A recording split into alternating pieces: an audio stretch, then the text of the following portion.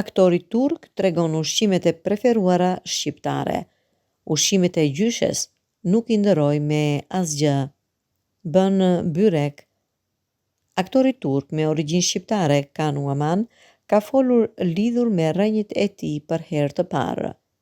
Në një emision, Kan ka folur për ushqimet e tij më të parapëlqyera, të cilat ja gatuan gjyshja.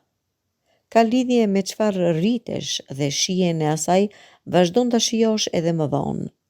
Unë ushqimet e gjyshes nuk I ndëroj me asgjë.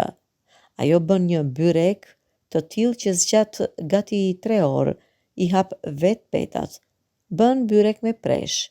E bën aq të mirë sa të lëpish gishtat.